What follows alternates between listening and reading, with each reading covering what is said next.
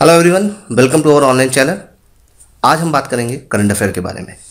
Current affairs काफ़ी important है आपके एग्जाम्स के लिए। तो पिछले जो भी 6 महीने में जो भी इंपॉर्टेंट करंट अफेयर है उस पर हम एक कंबाइंड वीडियो बना रहे हैं।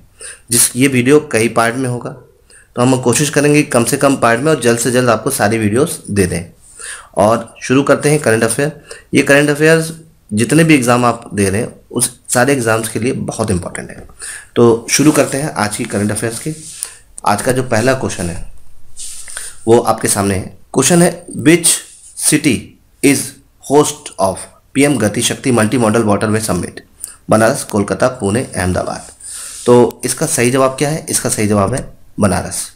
बनारस जो है, बनारस में इस समिट को मनाया गया, इसे याद रखिएगा। This summit was celebrated in Banaras, Varanasi. 10 से 12 नवंबर के बीच में ये सेलिब्रेट किया गया। इसके बाद अगर हम बात करते हैं अगले क्वेश्चन की तरफ, तो अगला क्वेश्चन है बुक्स और authors. K Janaki Ammal, life and scientific contribution. ये जो बुक है वो किसने लिखा है? तो ये पहली चीज़ तो हमें पता होना चाहिए कि के जानकी अम्मल है कौन। के जानकी अम्मल एक बोटेनिस्ट है। इन्होंने बहुत सारे प्लांट्स के ऊपर बहुत सारी रिसर्च की हुई है। इन्होंने अपना पूरी लाइफ इसके लिए डेडिकेट करी है, तो ये बहुत इंपॉर्टेंट। दूसरी चीज़, इनकी पूरी लाइफ के ऊपर जो बुक लिखी है, इस बुक को लिखा है निर्मला जेम्स ने। अब आगे बढ़ते हैं। 53rd इंटरनेशनल फिल्म फेस्टिवल में ओपनिंग करने वाली फिल्म का नाम क्या है? तो उस फिल्म का नाम है Alma and Oscar. 53rd international film festival was held in Goa. याद रखिएगा, काफ़ी इंपॉर्टेंट फेस्टिवल है, ये हर साल मनाया जाता है। आगे बढ़ते हैं तो अगला क्वेश्चन है, अटल न्यू इंडिया चैलेंज, ये इनिशिएटिव किस इंस्टीट्यूशन के थ्रू शुरू किया गया है? DRDO, NITI Aayog, ISRO, RBI. तो बहुत सिंपल सा क्वेश्चन है, थोड़ा सा भी लॉजिक लगाएंगे और आप रिजेक्शन मेथड लगाओगे तो आसानी से इसका आंसर निकल आएगा। इसका आंसर है नीति आयोग। नीति आयोग वो संस्था है, वो ऑर्गेनाइजेशन है जिसने इस इनिशिएटिव को शुरू किया है। और ये जो है 2.0 है, इससे पहले भी इसका एक वर्जन आ चुका है और ये इसका दूसरा वर्जन है। आगे बढ़ते हैं। मॉर्गन स्टैनली के अकॉर्डिंग इंडिया दुनिया का तीसरा सबसे बड़ा इकोनॉमी बनेगा किस साल तक? 27 तक, 26 तक, 29 तक कि 25 तक? तो India become the third largest economy bye 2027। बहुत इंपॉर्टेंट पॉइंट है, इसे याद रखिएगा। इस तरह के सिंपल से क्वेश्चन ही आपके पेपर में आते हैं। आगे बढ़ते हैं। Which state has passed a bill to raise the reservation for poor backward class to 77%? आमतौर पर हर स्टेट में कुछ ना कुछ रिजर्वेशन होता है, लेकिन हाल में एक स्टेट ने 77% रिजर्वेशन को पास किया। वो स्टेट कौन सा है? आंध्र प्रदेश, छत्तीसगढ़, झारखंड की मेघालय। तो ट्राइबल्स जहाँ पर ज़्यादा होंगे, जहाँ पर उनका रिजर्वेशन की बात चलेगी, तो वो स्टेट ही यहाँ पर होगा। तो इसका आंसर क्या है? झारखंड। झारखंड की जो न्यू रिजर्वेशन पॉलिसी आई है उसमें उन्होंने कुछ इस तरह का क्राइटेरिया सेट कर दिया है और टोटल रिजर्वेशन की परसेंटेज कितनी कर दी है? 77। चलिए, ये तो बात हो गई इस क्वेश्चन की। अगले क्वेश्चन की तरफ पढ़ते हैं। ये बहुत इंपॉर्टेंट क्वेश्चन है, पेपर में आने की पॉसिबिलिटीज बहुत ज़्यादा है। India first private sector rocket Vikram S was develop by which of the following space technology company?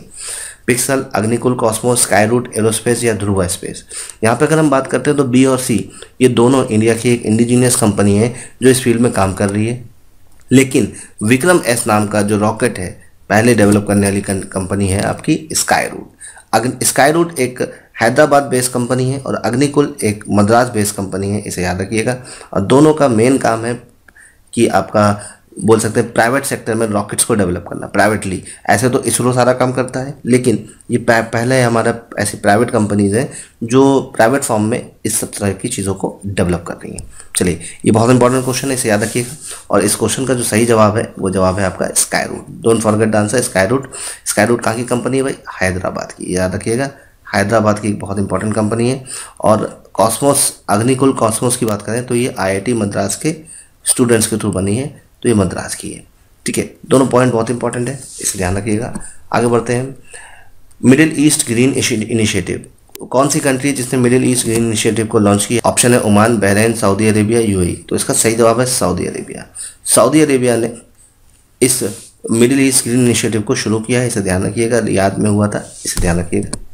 फिर अगला क्वेश्चन है, who among the following receive the Kuldeep Nair पत्रकारिता सम्मान अवार्ड? तो कुलदीप नायर पत्रकारिता सम्मान अवार्ड जर्नलिज्म की फील्ड में दिया जाता है और ये अवार्ड किसे मिला है? ये अवार्ड मिला है आपका आरफा खानम शेरवानी को। फिर आगे बढ़ते हैं। Which is the leading producer of millet? तो आंसर ऐसे लिखा हुआ है यहाँ पर, India. India is the leading producer of millet. 41% global production करता है मिलेट का, इसे याद रखिएगा। और ख़ास बात क्या है, जो ये साल है, जो ये चल रहा है आपका साल, ये जो ईयर चल रहा है, इस ईयर को हमने इंटरनेशनल ईयर ऑफ मिलेट 2023 को इंटरनेशनल ईयर ऑफ मिलेट के रूप में मना रहे हैं। ये यूएन के थ्रू मनाया जा रहा है और बहुत इंपॉर्टेंट है, इसे ध्यान रखिएगा। इस साल को यूएन किस तरीके से मना रहा है, international years of millets. Okay, चलिए यहाँ से आगे बढ़ते हैं। तो कुछ जानकारी वाली बात, इंडिया में बहुत वैरायटीज़ के मिलेट्स पाए जाते हैं, ये उनकी कुछ बेसिक क्राइटेरिया है, आप उसे देख सकते हैं। आगे बढ़ते हैं अगले क्वेश्चन की तरफ, बहुत इंपॉर्टेंट है। वंदे भारत एक्सप्रेस। वंदे भारत एक्सप्रेस जो है साउथ इंडिया की, ऐसे तो नॉर्थ इंडिया की वंदे भारत एक्सप्रेस बहुत पहले चल चुकी है, साउथ इंडिया की पहली वंदे भारत एक्सप्रेस कहाँ से फ्लैग ऑफ की गई? हमारे प्राइम मिनिस्टर मोदी जी ने इसे फ्लैग ऑफ किया वंदे भारत एक्सप्रेस को, और ये जो पहली वंदे भारत एक्सप्रेस है वो बैंगलोर से फ्लैग ऑफ की गई। कहाँ से फ्लैग ऑफ की गई? बैंगलोर से, इसे ध्यान रखिएगा। बैंगलोर से की गई, बैंगलोर से चेन्नई के इस बीच में, लेकिन इसकी शुरुआत कहाँ से हुई? बैंगलोर से, ये याद रखिएगा। दूसरी चीज़, वंदे भारत एक्सप्रेस अपने आप में बहुत इंपॉर्टेंट ट्रेन है, क्योंकि ये इंडिया की सबसे फास्टेस्ट ट्रेन है और इस तरह की पहली ट्रेन बनी थी 2018 में, और उसके बाद से ये लगातार 19 में इसकी शुरुआत हो गई और लगातार ये चल रही है। स्टार्टिंग में इसका नाम था ट्रेन 18, स्टार्टिंग में इस ट्रेन का नाम क्या था? ट्रेन 18। बाद में आते आते इसका नाम बदल के वंदे भारत एक्सप्रेस रख दिया गया। पहली अपने आप में जो ट्रेन थी वो दिल्ली से बनारस के बीच में चली थी और इंडिया की सबसे फास्टेस्ट ट्रेन है, अपने अंदर बहुत सारी अलग अलग कैपेबिलिटीज़ को इसने बिल्ड कर रखा है, तो ये काफ़ी इंपॉर्टेंट है और ये शताब्दी को रिप्लेस करने के लिए बनी हुई एक ट्रेन है। चलिए, ये तो बात हो गई इस ट्रेन के बारे में। अगला क्वेश्चन है, India join the mangrove alliance for climate at COP 27। COP 27 ये क्लाइमेट समिट है जो अभी इजिप्ट में हुआ और ये बहुत इंपॉर्टेंट समिट है। इसके अंदर बहुत सारी बातें निकल के आई हैं और मे भी हो सकता है इनमें से कोई बात आपके पेपर में क्वेश्चन के रूप में आ सकती है। तो mangrove alliance for climate MAC यहाँ पर एक वेंचर इंडिया ने शुरू किया है ना, और लार्जेस्ट और उसके अकॉर्डिंग उनका सबसे बड़ा largest mangrove forest in the world कहाँ पर है? परतांग आइलैंड मैंग्रोव, भितरकनिका, चिवारम या सुंदरवन? का सीधा से जवाब है सुंदरवन। सुंदरवन में दुनिया का सबसे बड़ा मैंग्रोव रीजन है, इसे याद रखिएगा। दुनिया के 3% मैंग्रोव फॉरेस्ट इंडिया में पाए जाते हैं और इंडिया में सबसे ज़्यादा कहाँ पाया जाता है? वेस्ट बंगाल में। बहुत सारी बातें यहाँ पे बात हुई और इन सबको आप डिटेल में देख भी सकते हैं। COP 27 बहुत इंपॉर्टेंट है, इसे याद रखिएगा। COP 28 कहाँ होगा? UAE में होगा, याद रखिएगा। COP 28 कहाँ पर होगा बेटा? UAE में होगा। चलिए यहाँ से आगे बढ़ते हैं। According to Forbes Asian powerful business women list में सबसे ऊपर कौन है? तो वैसे तो 3 इंडियन हैं इसमें, याद रखिएगा। तो गजल अलग, रोमा मंडल और नमिता थापा ना, इसमें से इन दोनों को तो आपने टीवी पर देखा होगा शार्क टैंक के थ्रू, लेकिन सुमा मंडल जो है वो इसमें ऑप्शन में है, तो यहाँ पर आंसर यही होगी। सुमा मंडल बहुत इंपॉर्टेंट है, ये CEO है कहाँ की? सेल की, स्टील अथॉरिटी ऑफ इंडिया की CEO है, बहुत इंपॉर्टेंट पॉइंट है। चलिए यहाँ से आगे बढ़ते हैं। DY Chandrachud, justice DY Chandrachud ने हाल फिलहाल में चीफ जस्टिस ऑफ इंडिया के फॉर्म में ज्वाइन किया है, तो ये इंडिया के कौन से नंबर के चीफ जस्टिस हैं, है ना? सबको पता है ये चीफ जस्टिस बने, लेकिन कौन से नंबर के बने? 50th। याद रखिएगा, ये 50वें नंबर के चीफ जस्टिस हैं, ये बहुत इंपॉर्टेंट है, इसको ध्यान रखिएगा। फिर ये बहुत इंपॉर्टेंट क्वेश्चन है, इंपॉर्टेंट मार्क कर लीजिए आप इसे, काफ़ी इंपॉर्टेंट है। India's first repository for life science जो है उसका नाम क्या है? उसका नाम है इंडियन बायोलॉजिकल डेटा सेंटर, याद रखिएगा, और ये फरीदाबाद हरियाणा में इस्टेब्लिश किया गया है। ओके, तो इसे ध्यान रखिएगा, कहाँ पर इस्टेब्लिश किया गया है? फरीदाबाद हरियाणा में। तो ये इंडिया का पहला इंडियन बायोलॉजिकल डेटा सेंटर है अपने आप में, और ये कहाँ पर इस्टेब्लिश हुआ है? फरीदाबाद हरियाणा, बहुत इंपॉर्टेंट है। और union minister doctor Jitendra Singh ने इसको इनॉर्गेशन किया।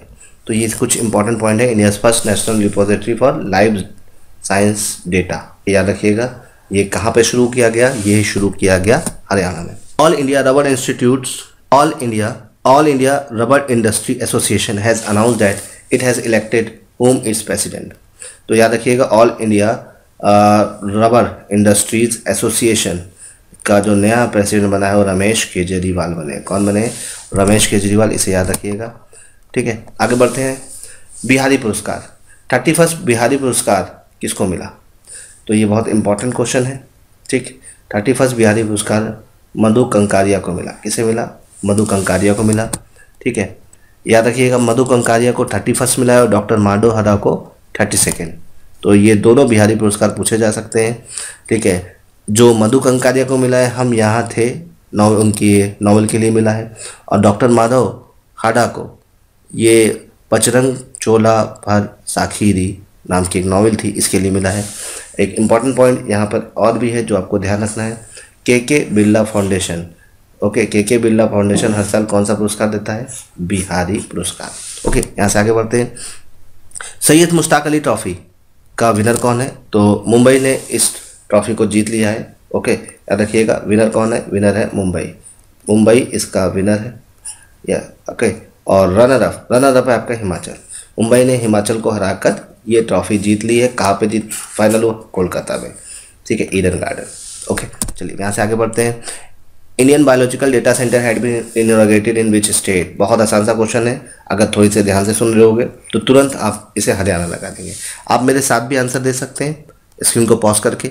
ओके, चलिए यहाँ से आगे बढ़ते हैं। विच India will host the Women World Boxing Championship in 2023 in which of the following city? World boxing championship कहाँ पर होगी इस बार? इस बार होगी इंडिया में।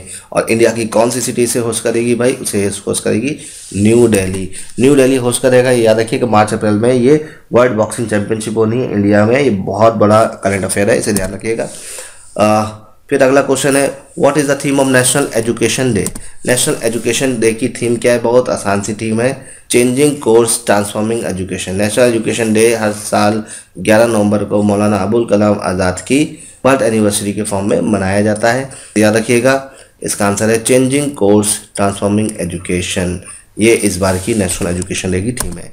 फिर public service broadcasting day is observe on 12 November every year to commemorate the visit of which of the leader to All India Radio? तो वो है महात्मा गांधी।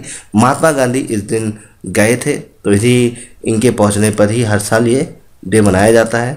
याद रखिएगा, 1947 में महात्मा गांधी यहाँ पे गए थे। 12 नवंबर 1947 को गए थे महात्मा गांधी। तो उसी की याद में हमने वो ऑल इंडिया रेडियो में जाने की वजह से पब्लिक सर्विस ब्रॉडकास्टिंग डे के रूप में इस दिन को मनाने की शुरुआत कर दी। इसे ध्यान रखिएगा। चलिए, ग्रेग बार्केल फिर से आईसीसी के प्रेसिडेंट बने हैं कितने साल के लिए? तो याद रखिए, ये हैं ग्रेग बार्केल और ये 2 साल के लिए आईसीसी के नए प्रेसिडेंट बन गए हैं। ठीक है, इनको ध्यान रखिएगा। चलिए आगे बढ़ते हैं। नीरज चोपड़ा जो हैं किस देश के फ्रेंडशिप एम्बेसडर बने हैं? है ना, याद रखिएगा, ऑप्शन है स्विट्जरलैंड के फ्रेंडशिप एम्बेसडर बने हैं, इसे ध्यान रखिएगा। फिर आगे बढ़ते हैं। अगला क्वेश्चन बहुत आसान सा अच्छा सा क्वेश्चन है। Which pair has become the first Indian mixed double pair to break into top 5 Indian table tennis federation world ranking? तो नवंबर में ये रैंकिंग आई थी और इसमें कौन 2 लोग हैं? एक मेल फीमेल। तो नाम याद रखिएगा, मनिका बत्रा एंड गुणशेखरन सथियन। ओके, तो ये इसका सही आंसर है, इसे याद रखिएगा। और पहले इंडियन हैं जो मिक्स डबल पेयर में टॉप 5 तक पहुंचे, बहुत इंपॉर्टेंट है। चलिए, who will host the ministerial conference to counter terrorism financing? वो कौन सा देश है जिसने ministerial conference to counter terrorism की फाइनेंसिंग को होस्ट किया? वो है इंडिया। इंडिया में प्राइम मिनिस्टर नरेंद्र मोदी ने इसको होस्ट किया है, इसे ध्यान रखिएगा। तो इसका आंसर क्या है? India. Okay, no money terror ministerial conference. Okay, ये जो काउंटर टेररिज्म फाइनेंसिंग है इनको हटाने के लिए किया था, और कहाँ पर? न्यू दिल्ली से। फिर हाल फिलहाल में फिट इंडिया स्कूल वीक चल रहा था और तूफान और तूफानी इसके मैस्कॉट लॉन्च किए गए, और ये मैस्कॉट लॉन्च करने पहुंचा कौन? Sport star PV Sindhu. याद रखिएगा, PV Sindhu. Okay, India school week के तहत तूफान और तूफानी ये दोनों आपके क्या हैं? ये दोनों आपके मैस्कॉट हैं। और इसको लॉन्च किसने किया? इसको लॉन्च किया आपका पीवी सिंधु ने। चलिए मैं आगे बढ़ते हैं। Which ship building company will build India's first hydrogen fuel cell catamaran vessel? बहुत इंपॉर्टेंट करंट अफेयर है, बहुत इंपॉर्टेंट है, इसको गलत मत करिएगा। ओके, कटमारन वेसल जो है हाइड्रोजन फ्यूल पर चलने वाला पहला वेसल है, और इस वेसल को ये कुछ इस तरह से दिखता है, और इस वेसल को डेवलप करने वाली जो कंपनी है वो है कोचिन शिपयार्ड, याद रखिएगा। ठीक है, तो याद रखिएगा और आगे बढ़ते हैं। Which country will host under 19 main T20 world cup 2024। ठीक है, अंडर 19 वर्ल्ड कप है वो होस्ट करेगा कौन भाई? श्रीलंका करेगा। कौन करेगा? श्रीलंका। ठीक है, आईसीसी ने सारा अनाउंसमेंट कर दिया है। अंडर 19 T20 वर्ल्ड कप जो है वो श्रीलंका होस्ट करेगा और 2026 में जिम्बाब्वे और नामीबिया मिलकर इसको होस्ट करेंगे। तो 26 में जिम्बाब्वे नामीबिया में होगा और 24 में आपका ये श्रीलंका में होगा। चलिए यहाँ से आगे बढ़ते हैं। तशिंगांग दुनिया का सबसे ऊंचा पोलिंग बूथ है, वो कहाँ पर लोकेटेड है? ये सबसे ऊंचा पोलिंग बूथ इंडिया में है और इंडिया में कहाँ पर लोकेटेड है? हिमाचल प्रदेश में।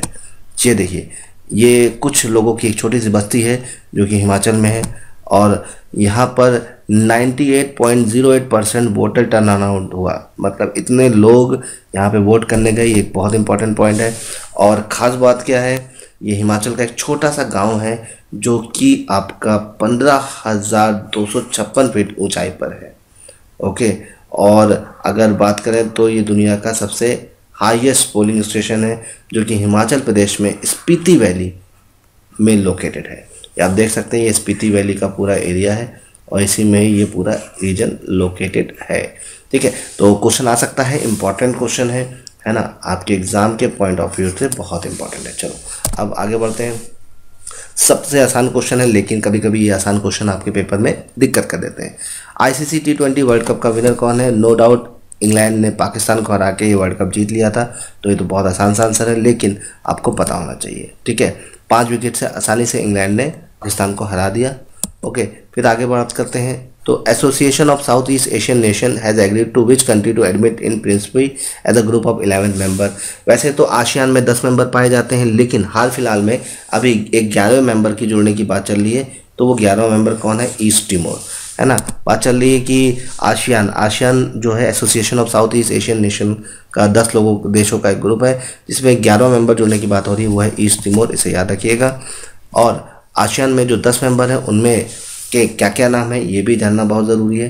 तो Myanmar, Thailand, Cambodia, Singapore, Indonesia, Malaysia, Vietnam, Laos, Philippines और ब्रुनई, ये आपके 10 देश हैं। कभी कभी पूछे जा सकते हैं तो ये आपको पता होना चाहिए। चलिए यहाँ से आगे बढ़ते हैं।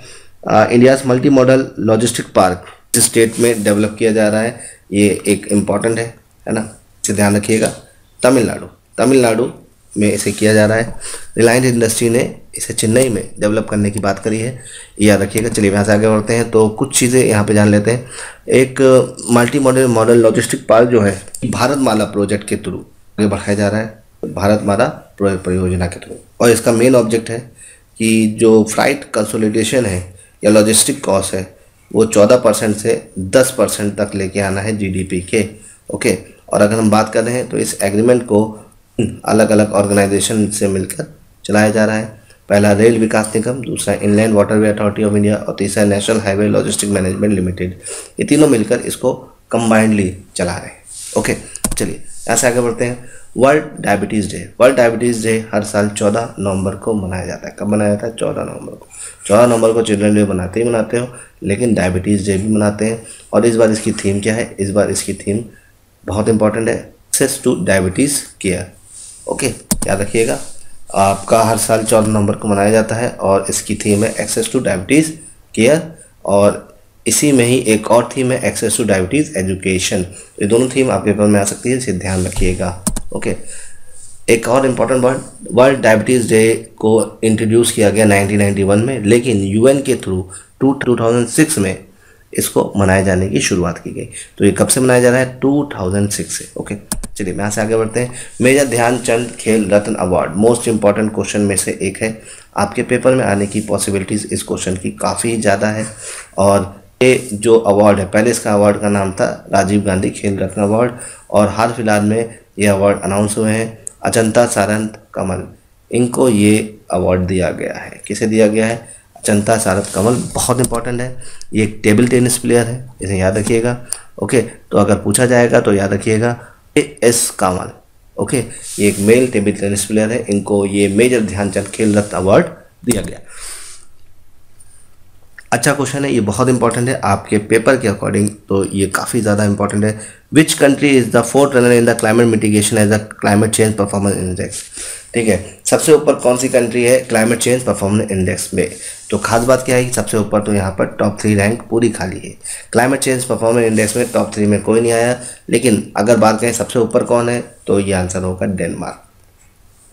ओके, डेनमार्क सबसे पहले नंबर पे है और दूसरे, तीसरे, चौथे और पाँचवें नंबर पर कौन है? इंडिया। इंडिया की रैंक तो 8 है, लेकिन टॉप से उसकी रैंकिंग कितनी है?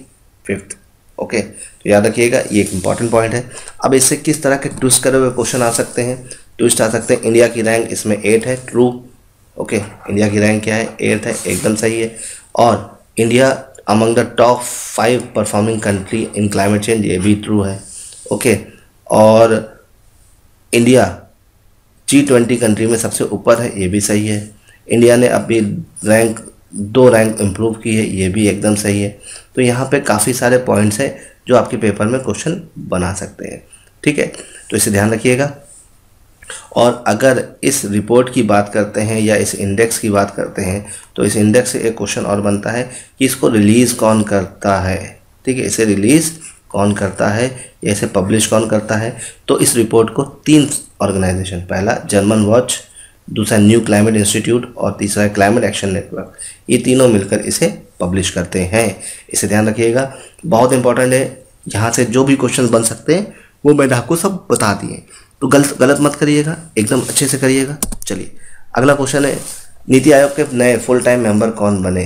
ठीक है, तो ये इनकी फ़ोटो है और डॉक्टर अरविंद वीरामणि एक अच्छे इकोनॉमिक्स हैं जो नीति आयोग के नए फुल टाइम मेंबर के फॉर्म में ज्वाइन किए। चलिए यहाँ से आगे बढ़ते हैं। Which state has implement panchayat extension to schedule area? बहुत अच्छा क्वेश्चन है और मे भी हो सकता है कि थोड़ा सा ट्विस्ट करके पैसा एक्ट के बारे में आपके पेपर में क्वेश्चन बने। हाल फिलहाल में MP ने पैसा एक्ट को शुरू किया है। पैसा एक्ट क्या है? Panchayat extension to schedule area. Okay, 5th schedule के अंदर, आपके कॉन्स्टिट्यूशन के 5th शेड्यूल के अंदर कितने स्टेट आते हैं? 9 स्टेट प्लस 1, 10 स्टेट्स आते हैं और इन 10 स्टेट के बारे में ये प्रोविज़न किया गया है। आज हाल फिलहाल में आपका MP ने पैसा को इम्प्लीमेंट किया है, इसे ध्यान रखिएगा। और अगर हम बात करते हैं तो 1992 में हमने पंचायती राज सिस्टम को 70th कॉन्स्टिट्यूशन अमेंडमेंट से लागू तो कर दिया था, लेकिन ट्राइबल एरिया तक ये चीज़ें इम्प्लीमेंट नहीं हो पाई। और इंडिया में 5th शेड्यूल के अंदर 9 स्टेट हुआ करते हैं, है ना, और उन 9 स्टेट में ये नहीं थी, तो 9 स्टेट में हमने पैसा लगाया। कितने? 9 स्टेट में। ठीक है, जहाँ पे ट्राइब्स ज़्यादा हैं। और आंध्र प्रदेश से अलग हुआ तेलंगाना, इसमें 10th स्टेट है। तो अगर कोई आपसे पूछे पैसा कितने स्टेट में लागू होगा तो आपको याद रखना है 10 स्टेट्स। कितने स्टेट है? 10 स्टेट है। उनका नाम आंध्र प्रदेश, हिमाचल प्रदेश, MP, छत्तीसगढ़, झारखंड, उड़ीसा, गुजरात, महाराष्ट्र और राजस्थान। ये सब ऐसे एरिया हैं जो ट्राइब्स के लिए बहुत ज़्यादा माने जाते हैं। यहाँ पे ट्राइब्स बहुत हैं। ओके, तो याद रखिएगा। और इसमें से जो राजस्थान है उसने काफ़ी देर में से इम्प्लीमेंट किया, बाकी सब में तो 1996 में पैसा आ गया था। पैसा एक्ट कब आया? 1996 में आया, इसे याद रखिएगा। लेकिन राजस्थान ने इसे थोड़ा सा मॉडिफाई करके अपने हिसाब से 1999 में इम्प्लीमेंट किया। ओके, चलो यहाँ से आगे बढ़ते हैं। युद्ध अभ्यास एक्सरसाइज, युद्ध अभ्यास एक्सरसाइज कहाँ पर कंडक्ट की गई? तो इसका आंसर है उत्तराखंड। ओके, उत्तराखंड में इंडिया और US का एक जॉइंट मिलिट्री एक्सरसाइज हुआ है जो कि उत्तराखंड में कंडक्ट की गई। फिर अगला क्वेश्चन आपका इम्पॉर्टेंट है, काफ़ी अच्छा क्वेश्चन है। जॉइंट एनर्जी ट्रांजिशन पार्टनरशिप में G20 समिट में किस कंट्री ने साइन किया? तो साउथ अफ्रीका पहली कंट्री थी और इंडोनेशिया दूसरी कंट्री थी, इसे ध्यान रखिएगा। ठीक है, और ये ETSP जो है ये होता क्या है? जॉइंट एनर्जी ट्रांजिशन आपका जो पार्टनरशिप है उसमें क्या है? किसी भी डेवलपिंग कंट्री को नॉन रिन्यूएबल रिसोर्सेज से रिन्यूएबल रिसोर्सेज की तरफ शिफ्ट करना ही इसका मेन मोटिव है। ओके, जो हमारे non renewable resource of energy के एरियाज हैं उनसे रिन्यूएबल एरिया के रिसोर्सेज की तरफ शिफ्ट करने की बात हुई है। चलिए यहाँ से आगे बढ़ते हैं। Has been elected as chairman person of athlete commission of Olympic association. तो नाम आपको बताने की ज़रूरत नहीं है, फोटो तो दिख ही रहा है, MC Mary Kom. Okay, MC Mary Kom जो है athlete commission of Indian Olympic association की नई चेयरमैन है। ओके, फिर आगे बढ़ते हैं।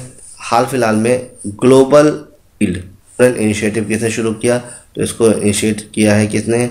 आपका G7 और V20 ने। ओके, G7 और V20 मतलब वनरेबल 20 ग्रुप्स। ओके, और ये रिलीज़ किया गया आपका COP27 रही आपका जो शर्म अल शेख में हुआ। ओके, तो इसे याद रखिएगा। क्लियर है? 14 नवंबर को ये आपका COP27 हुआ था। साल में आपका GST एंटी प्रॉफिटिंग कंप्लेंट की डील अब कौन करेगा? पहले क्या था? पहले इसके लिए एक अलग कमीशन बना था, एक अलग अथॉरिटी थी, लेकिन अब उसको डिसॉल्व करके उसको एक ही छत के लिए चले आए CCI, competition commission of India के थ्रू। ठीक है, इसे याद रखिएगा। कॉम्पिटिशन कमीशन ऑफ इंडिया जो है अब इसको देखेगा। ठीक है, ये याद रखिए। यहाँ पे ये एक इम्पॉर्टेंट है, ये एक इम्पॉर्टेंट खबर है। National anti trust watchdog competition commission of India 1 दिसंबर से इस तरह की सारी कंप्लेंट को हैंडल करेगा। इससे पहले national anti profiting authority NAA इसको देखती थी। ठीक है, तो वो जो NAA है वो 2017 में बनाया गया था GST के लिए, और 2 साल के लिए बना था, लेकिन इसके एक्सटेंशन को 2022 तक रखा गया और 2022 में इसको डिसॉल्व कर दिया गया। तो इसको डिसॉल्व कब किया गया? 2022 में। बना कब था? 2017। तो 5 साल के टेन्योर में इसने जो काम करना था कर लिया। अब इसने सारा का सारी जिम्मेदारी किसे दे दी? CCI, competition commission of India को। चलिए अब यहाँ से आगे बढ़ते हैं। ONGC के नए चेयरमैन कौन बने? ठीक है, याद रखिएगा, Arun Kumar Singh. Arun Kumar Singh was become the new chairman of ONGC, oil natural gas का नया चेयरमैन कौन है? अरुण कुमार सिंह। फिर अभी हाल में 15 एशियन एयरगन चैंपियनशिप जो साउथ कोरिया में हुई, उसमें इंडिया ने कितने गोल्ड मेडल जीते? तो 20, याद रखिएगा 25। चलिए यहाँ से आगे बढ़ते हैं। बेंगलुरु टेक समिट का सिल्वर जुबली जो एडिशन था, इसको किसने इनॉग्रेट किया? तो इसको इनॉग्रेट किया हमारे प्राइम मिनिस्टर मोदी जी ने वर्चुअली। आप देख सकते हैं किस तरीके से उन्होंने इसे लॉन्च किया, टीवी पे आकर अपने ऑफिस से ही इन सबको किया। याद रखिएगा। यहाँ से आगे बढ़ते हैं। डोनी पोलो एयरपोर्ट ये किस स्टेट में है? हाल फिलहाल में इसे खोला गया है। ये कहाँ पर है? ये है आपका अरुणाचल प्रदेश में। इसे ध्यान रखिएगा, Arunachal Pradesh is the right answer. Prime minister Modi inaugurate the first greenfield airport in Arunachal Pradesh, Donyi Polo airport in Hollongi Itanagar. Okay, चलिए यहाँ से आगे बढ़ते हैं। वर्ल्ड टॉयलेट डे कब मनाया जाता है? 19 नवंबर को। हर साल मनाया जाता है, और इस बार इसकी थीम क्या है ये पूछा जा रहा है। UN ने इस वर्ल्ड टॉयलेट डे की थीम क्या रखी है? इसकी थीम है मेकिंग द इनविजिबल विजिबल। याद रखिएगा, इसकी थीम है making the invisible visible. Okay, ये वर्ल्ड टॉयलेट डे हर साल 19 नवंबर को मनाया जाता है। चलिए यहाँ से आगे बढ़ते हैं। सी स्वॉर्ड एक जॉइंट एक्सरसाइज है जो कि अभी अरेबियन सी में हुई। इसमें इंडिया के किस वेसल ने, किस INS ने पार्टिसिपेट किया? तो ऑप्शन आपके सामने है, INS त्रिकंड, शादी, तलवार, कर्मा। तो इस तरह का क्वेश्चन अक्सर पेपर में आते हैं। INS त्रिकंड ने इसको किया, इसे ध्यान रखिएगा। INS त्रिकंड ने सी स्वॉर्ड 2 को पार्टिसिपेट किया है, और इसका मेन मोटिव था काउंटर टेररिज्म और एंटी नार्कोटिक्स ड्रिल्स को करना। ओके, चलिए ये तो बात होगी इसके बारे में। फिर एक दवा है आर्टिमिनिसिन, अभी हाल में न्यूज़ में थी। ये दवा किस बीमारी से संबंधित है? तो याद रखिएगा, इस बीमारी का, ये दवा का संबंध जो है मलेरिया नाम की बीमारी से होता है। ओके, मलेरिया के बारे में आप जानते हैं कि ये जो मलेरिया बीमारी होती है ये इस मॉस्किटो के काटने से होती है, और इसका जो बेसिक ट्रीटमेंट होता था वो हम क्या करते थे? कोना पेड़ की छाल से दवा बनाते थे। ओके, चलिए यहाँ से आगे बढ़ते हैं। और ये जो अब नई मेडिसिन है इसका नाम याद रखिएगा आर्टिमिनिसिन। ये डायमलेरिया के लिए होती है, इसे ध्यान रखिएगा, और WHO ने इसके बारे में बात करना शुरू कर दिया है। ठीक है, चलिए यहाँ से आगे बढ़ते हैं। New election commission of India, Arun Goyal. ठीक है, वैसे तो राजीव कुमार हमारे चीफ इलेक्शन कमिश्नर है, लेकिन इलेक्शन कमीशन की अगर हम बात करते हैं तो अरुण गोयल। तो जल्दी से मुझे कमेंट में बता देगा इलेक्शन कमीशन का आर्टिकल, भूलिएगा मत। नेटवर्क रेडीनेस इंडेक्स 2022 के अकॉर्डिंग इंडिया की रैंक क्या है? तो भैया इंडिया की इसमें रैंक है 61st। इंडिया की क्या रैंक है? 61st। इंडिया ने इम्प्रूवमेंट दिखाया है और 2 पॉइंट ऊपर चला गया है। इसे याद रखिएगा। और ये रिपोर्ट को पब्लिश करता है पोर्टलैंड इंस्टीट्यूट, है ना, इसे ध्यान रखिएगा। और इस रिपोर्ट में नंबर 1 कौन है? यूएस नंबर 1 पर है। चलिए, मंडेला फाउंडेशन के थ्रू पीस प्राइज़ किसको दिया गया भाई? दलाई लामा को। दलाई लामा को ये पीस प्राइज़ दिया गया है, इसे याद रखिएगा। किसे दिया गया? दलाई लामा को पीस प्राइज़ दिया गया है गांधी और मंडेला फाउंडेशन के थ्रू। चलिए, याद रखिएगा। दलाई लामा के बारे में बताने की ज़रूरत नहीं है, ये तिब्बत के एक स्पिरिचुअल लीडर हैं। ठीक, कतर में होने वाले वर्ल्ड कप का मैस्कॉट कौन है? तो ये बहुत इंपॉर्टेंट है। लईफ फुटबॉल खेलता हुआ एक छोटा सा बच्चा है जो कि इस वर्ल्ड कप का क्या था? मैस्कॉट था। पहली चीज़। दूसरी चीज़, कई सारी चीज़ें इस वर्ल्ड कप के बारे में पूछेगा। फीफा वर्ल्ड कप में कौन जीता ये बताने की ज़रूरत नहीं है, अर्जेंटीना। और अर्जेंटीना ने किसको हरा के जीता ये आप मुझे कमेंट में बताइएगा। साथ ही साथ मुझे ये भी बताइएगा कि गोल्डन बूट, गोल्डन बॉल और गोल्डन ग्लव्स कौन जीता, इसका विनर कौन है। दूसरी बड़ी खबर जो कि फीफा वर्ल्ड कप की है, इसकी फ़ुटबॉल का नाम क्या है? तो भाई इसकी जो फुटबॉल थी, इस फुटबॉल का नाम क्या है? अल रिहाला। याद रखिएगा, इस फुटबॉल का नाम है अल रिहाला। ओके, याद रखिएगा। और एडिडास कंपनी ने इसे बताया था। अल रिहाला का मतलब होता है जर्नी, सफ़र। ओके, क्वेश्चन जो फीफा वर्ल्ड कप का है कि इंडिया की तरफ से कौन इसकी इनॉग्रेशन सेरेमनी में गया? तो आपके पास ऑप्शन है मोदी जी, राजनाथ सिंह, अमित शाह या जय धनखड़। तो जगदीप धनखड़ जो है वो इंडिया के वाइस प्रेसिडेंट है और वही इसकी ओपनिंग सेरेमनी में गए थे। ये देखिए हाथ मिलाते हुए। वो कौन सा फुटबॉलर है या पहला ऐसा प्लेयर है जिसने 5 वर्ल्ड कप में स्कोर किया है? तो नाम बताने की ज़रूरत नहीं, फ़ोटो देखकर ही आप इसको समझ जाएंगे। इसका नाम है क्रिस्टियानो रोनाल्डो। हाल फिलहाल में इन्होंने अल नसर नाम के एक क्लब को ज्वाइन किया है। ओके, तो इसे ध्यान रखिएगा। Which country is the chair of global partnership on artificial intelligence in 2022? तो इसको चेयर किया इंडिया ने। किसने किया? इंडिया ने। ओके, तो India chair the global partnership on AI, GPAI, इसे ध्यान रखिएगा। ठीक है। चैम्पियंस ऑफ अर्थ अवार्ड ये काफ़ी ज़्यादा पेपर में आ चुका है और इस बार ये चैम्पियंस ऑफ अर्थ अवार्ड जो UN देती है, सबसे बड़ा इन्वायरमेंट अवार्ड, ये आपका किसे मिला है? ये डॉक्टर पूर्णिमा देवी बर्मन को मिला है। इसे याद रखिएगा। ये कहाँ से? असम की एक कंजर्वेशनिस्ट है और इनको ये अवार्ड मिला है चैम्पियंस ऑफ अर्थ अवार्ड 2022। तो नाम मत भूलिएगा, इनकी फ़ोटो मैंने लगा दी है। ठीक है, डॉक्टर पूर्णिमा देवी बर्मन। ठीक है, PD बर्मन, जो भी आप याद रखना चाहे याद रख सकते हैं। फिर अगला क्वेश्चन, शंघाई कोऑपरेशन 23 जो होने वाला है उसकी थीम क्या होगी? तो उसकी थीम है फॉर सिक्योर SCO। ओके, ये जो 2023 का शंघाई कोऑपरेशन होगा वो इंडिया में होगा और इसकी थीम है फॉर सिक्योर SCO। ओके, याद रखिएगा। और ये शंघाई कोऑपरेशन ऑर्गेनाइजेशन का इंडिया भी एक मेंबर है। ओके, कुल मिला के इस शंघाई कोऑपरेशन ऑर्गेनाइजेशन के 8 मेंबर हैं। ओके, ईरान इसमें शामिल होने के लिए एक पहल कर चुका है लेकिन अभी उसको कंफर्मेशन नहीं मिली है।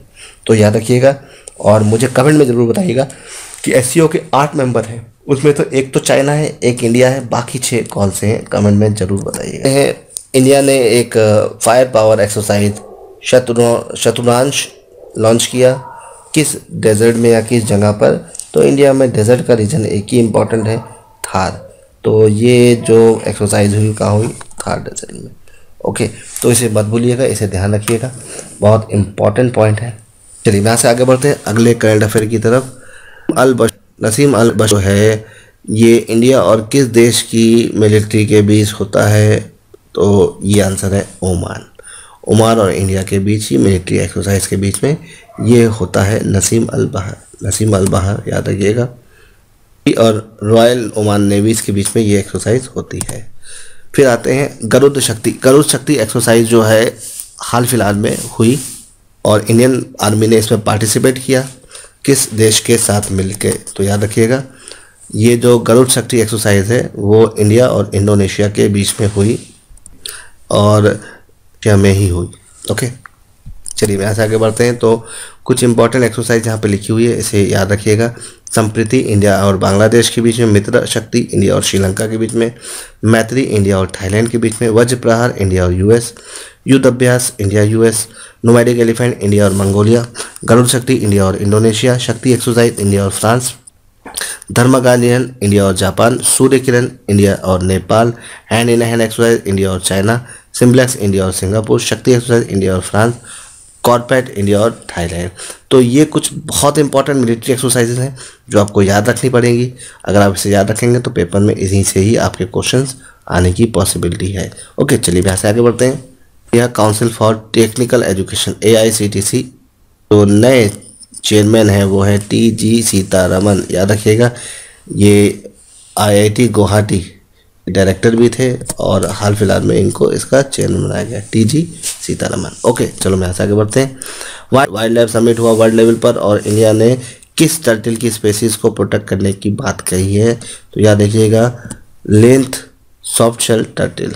ओके, इंडिया का प्रपोजल है कि इनको क्या करा जाए, इनको प्रिजर्व किया जाए। ये समिट कहाँ हुई? पनामा में हुई, इसे ध्यान रखिएगा। ओरियन स्पेसक्राफ्ट, किस देश ने ओरियन स्पेसक्राफ्ट लॉन्च किया? तो ये बताने की ज़रूरत नहीं, नासा ने किया है। और नासा कहाँ का ऑर्गेनाइजेशन है? USA की। ये देखिए, ये ओरियन स्पेसक्राफ्ट का इनसाइड वर्जन है। चलो आगे बढ़ते हैं। यूनेस्को इंडिया अफ्रीका हैकेथॉन कहाँ पर हुई? उत्तर प्रदेश में। तो GBTU में, गौतम बुद्ध यूनिवर्सिटी में हुई, से याद रखिएगा। योगी जी ने इनॉग्रेट भी किया है और ये काफ़ी इंपॉर्टेंट है पेपर के अकॉर्डिंग। ओके, तो बात हो गई। फिर एक important, which village in Tamil Nadu has been notified at the state first biodiversity heritage site?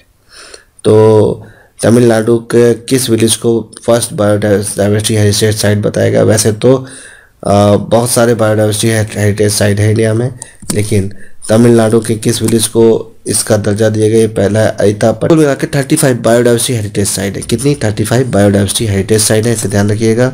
और 2022 की जो इम्पोर्टेंट बायोडाइवर्सिटी हेरिटेज साइट है जो 2022 में बताई गई, दिबावरी त्रिपुरा में, बेट लिंग सिब आपका त्रिपुरा में, हजोंग आपका असम में, बुरजुली आपका असम में, अमरकंटक MP में। तो ये थोड़ा सा ध्यान रखिएगा और गलत मत करिएगा। चलिए, ये तो बात हो गई। और ये कुछ इम्पॉर्टेंट आपकी बायोडाइवर्सिटी हेरिटेज साइट्स हैं जो बहुत इंपॉर्टेंट है, उनका नाम मैंने यहाँ लिख दिया। चलिए यहाँ से आगे बढ़ते हैं।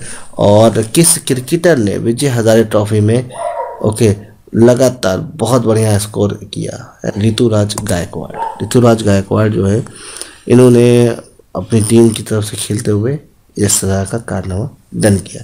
वैसे तो IPL में चेन्नई की टीम से ऋतुराज गायकवाड़ खेलते हैं। International day for elimination of violence against womens का इस बार की थीम क्या थी? तो याद रखिएगा, unite activism to end violence against women and girl, ये इस बार की थीम है, भूलिएगा मत। आगे बढ़ते हैं। तो भारत की पहली नाइट स्काई सेंचुरी कहाँ पे बन रही है? तो बन रही है लद्दाख में। ओके, फिर आगे बढ़ते हैं। नेशनल मिल्क डे, हर साल नेशनल मिल्क डे हम किसकी याद में मनाते हैं? वर्गीस कुरियन की बर्थडे की याद में मनाते हैं और वो होती है 26 नवंबर को। 26 नवंबर को वर्गीस कुरियन वाइट रेवोल्यूशन के जनक माने जाते हैं, इसे याद रखिएगा। चलिए अब यहाँ से आगे बढ़ते हैं। इंडियन नेवी ने अपना एक न्यू सर्वे वेसल लॉन्च किया है, इसका नाम क्या है? इसका नाम है इशाक। आगे बढ़ते हैं अगले क्वेश्चन की तरफ। विच गेम डिड ईश्वरनाथ वंशज and Devika Raveena the gold medal? तो इनमें से किस खेल के लिए इन तीनों को गोल्ड मेडल मिला? याद रखिएगा, बॉक्सिंग के लिए। चलिए आगे बढ़ते हैं। इंडिया का पहला स्टेट जिसने 5G सर्विस को शुरू किया, काफ़ी इंपॉर्टेंट है, Gujarat. National commission for backward का नया चेयरमैन कौन अपॉइंट हुआ? तो याद रखिएगा, हंसराज गंगाराम अहिर, ये नेशनल कमीशन फॉर बैकवर्ड के नए चेयरमैन बने। टिल्टिंग ट्रेन, कौन से देश ने 2026 में टिल्टिंग ट्रेन चलाने की बात कही है? बहुत इंपॉर्टेंट है कि किस कंट्री ने टिल्टिंग ट्रेन 2026 तक लॉन्च करने की बात कही? तो इंडिया ने इस पर बात करी है। Who became the national ambassador of Nikshay Mitra and the TB free Indian campaign? तो भाई इसकी जो ब्रांड एम्बेसडर है वो है दीपा मलिक इसकी ब्रांड एम्बेसडर है। टाटा कंज्यूमर ने हाल फिलहाल में बिस्लेरी 7,000 करोड़ में किस से खरीदा है? तो याद रखिएगा, उन्होंने ये रमेश चौहान से खरीदा है बिस्लेरी को। बिस्लेरी के जो मालिक है वो रमेश चौहान है। अगला क्वेश्चन है, who among the following was chosen for the Kuvempu award 2022। याद रखिएगा, तमिल के राइटर हैं इमायन, उनको कोवेम्पू नेशनल अवार्ड 2022 दिया गया। और हाल फिलहाल में फसाई ने किस एनिमल को फूड एनिमल के रूप में एक्सेप्ट किया है? हिमालयन याक किया है। ओके, तो गाइज ये हो गई हमारी टॉप करंट अफेयर। ओके, कैसी लगी? अगर अच्छी लगी तो लाइक और शेयर जरूर करिएगा, और कोशिश करिएगा कि पॉज करके वीडियो को देखिए और आंसर देते जाइए, और साथ ही साथ जो क्वेश्चंस मैंने पूछे इसका जवाब जरूर दीजिएगा। ओके, आज के लिए इतना लेते हैं। Thank you so much.